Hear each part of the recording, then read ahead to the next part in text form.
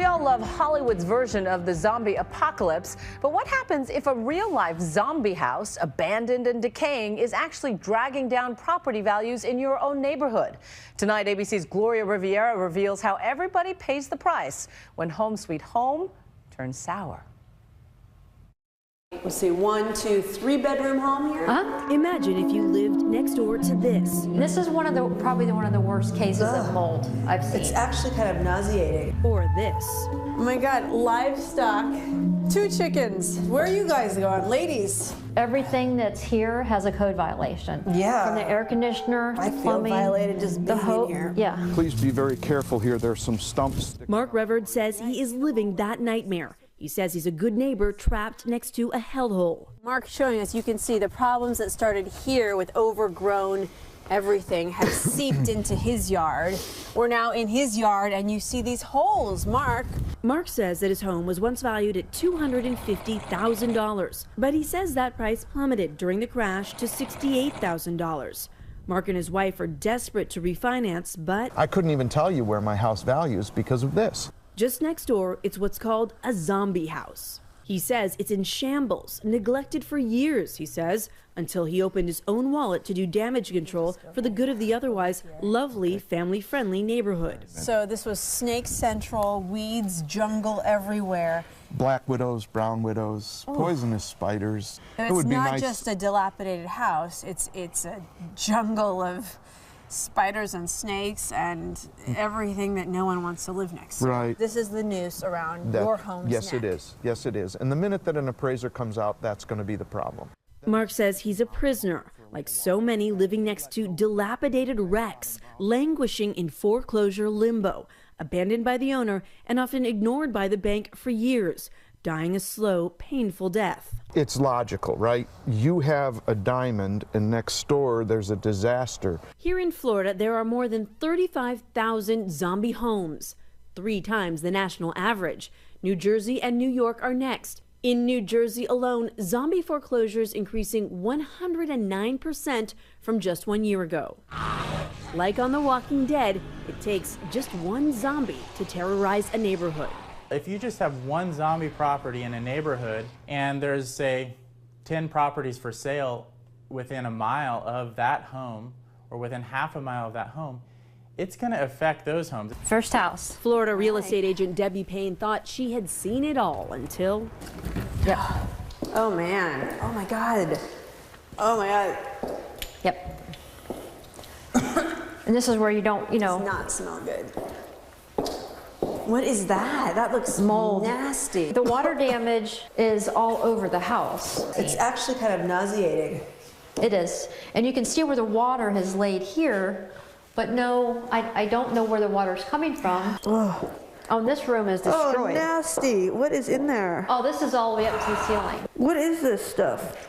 Once owners vacate a home, the bank is not obligated in many states to maintain it until foreclosure is done. That process can take years. There have been neighbors on this street that have been living with this house getting worse and worse for years.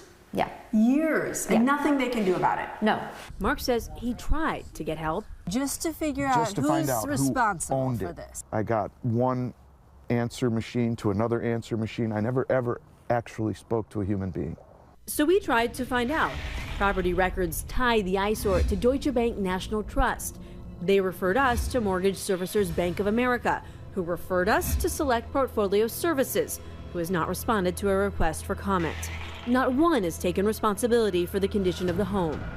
This has a mold issue. Someone once paid over $100,000 for this house. So scary now. On Debbie's first visit, she says she brought protection and carried a gun. Again, that smell hits you. That is not good. Oh Yep. my God, there's a chicken in here. 2 chickens. Great.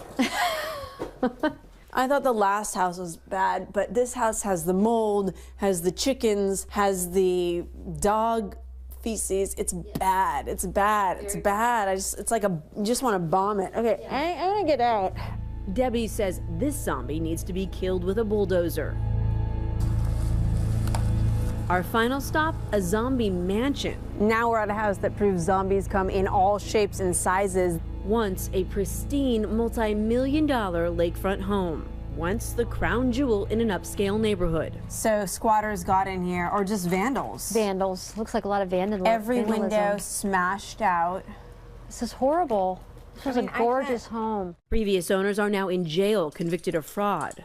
And there's glass everywhere. Glass is everywhere. They've taken the all the copper from the air conditioners. So Yeah. we've seen this before in houses, that anything that has any value It will on be a gone. zombie house will just be stripped. The they guts. They take everything. Yeah, you got a shoe here. Someone ran out of here. Oh, I didn't think it could get worse after the chickens, but it did. We have seen lights back there at night. Neighbor Donna Dietrich describes hearing strange sounds late at night. We don't know what's back there, and that's frightening in a way. And again, there's small children on this side, there are children on this side, and all of the neighbors are frightened by it. At homeowners meetings, they always address it with the bank, and the bank does nothing. Right, what are we going to do about that house? Right. And there are no answers from the bank. Right. in a statement, Wells Fargo, the bank associated with this so-called zombie mansion, says it has not been able to maintain the property because the owners have taken action that has delayed the process, including filing multiple bankruptcies. It is clear that, as a matter of fact, there are banks who are allowing properties to deteriorate, and if it's insurance or any other reason, it's unacceptable. New York Attorney General Eric Schneiderman is proposing new legislation to hold banks accountable. Our Neighborhood Protection Act is going to give the banks every incentive to complete a foreclosure quickly because they are going to have to maintain the property. But the banks are pushing back. The New York Bankers Association saying in a statement, lenders favor a different approach to the one the Attorney General has promoted. His approach focuses on maintenance rather than the core problem, which is the length of time it takes to complete the foreclosure. For now, thousands of Americans, just like Mark, are stuck. Something's not right, and I would like a few answers. And I think a lot of other people in this country are in the same boat as I am. For Nightline, Gloria Riviera, ABC News, Orlando.